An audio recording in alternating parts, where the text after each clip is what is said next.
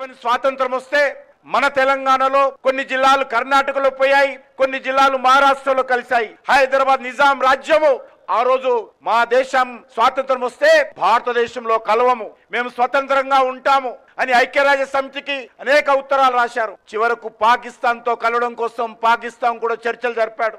అయినప్పటికీ కూడా ఆ రోజు 13 నెలల పాటు Nizam army, Nizam private army అయినటువంటి కాసిం రజీ నేతృత్వంలో ఉన్నటువంటి ఎంఐఎం పార్టీకి సంబంధించినటువంటి రజాకారులు ఏ రకంగా గ్రామాల మీద పడి గ్రామాలను దోచుకోవడం, గ్రామీణ ప్రజలను అనేక రకాలుగా దౌర్జన్యాలు దమనకాండ కొనసాగించి వేలాది మందిని హత్య చేశారు మనకు తెలుసు. అటువంటి దౌర్జన్యకాండ జరుగుతున్నప్పుడు 13 నెలల తర్వాత 1948 ఇదే రోజు సెప్టెంబర్ 17th కు సర్దార్ వల్లభాయ్ పటేల్ చొరవతో భారత సైన్యము నిజాం యొక్క రాజ్యం మీద, హైదరాబాద్ సంస్థానం మీద యుద్ధం ప్రకటించి ఆ రోజు మనకు ఈ ప్రాంతంలో 3 రంగుల జెండా ఎగరేశారు. ఇక్కడ స్వేచ్ఛా స్వాతంత్రం కల్పించారు.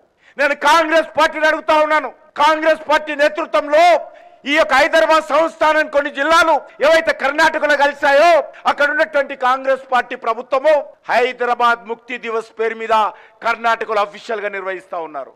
కొన్ని జిల్లాలు మహారాష్ట్రలో కలిశాయి, ఈ హైదరాబాద్ సంస్థానం ఉన్న జిల్లాలు. అక్కడ ఉన్నటువంటి కాంగ్రెస్ పార్టీ ప్రభుత్వము హైదరాబాద్ ముక్తి దివస్ పేరు మీద మహారాష్ట్రలో నిర్వహిస్తా ఉన్నారు. మళ్ళీ ఇక్కడున్న వాళ్ళకి ఏం రోగం వచ్చిందని అడుగుతా ఉన్నాను. ఎందుకు ఇన్ని సంవత్సరాలుగా ఈ రాష్ట్ర ప్రభుత్వ ఆధ్వర్యంలో కాంగ్రెస్ పార్టీ గతంలో గాని ఇప్పుడు గాని ఎందుకు అఫీషియల్ గా నిర్వహించడం అనేది అడుగుతా ఉన్నాను. మరి వాళ్ళకేమో హైదరాబాద్ ముక్తి దివస్ కర్ణాటకలో ఉన్నటువంటి కాంగ్రెస్ పార్టీ ప్రభుత్వానికి, మహారాష్ట్రలో గతంలో కాంగ్రెస్ పార్టీ ప్రభుత్వం ఉన్నప్పుడే ప్రారంభించారు హైదరాబాద్ ముక్తి దివస్.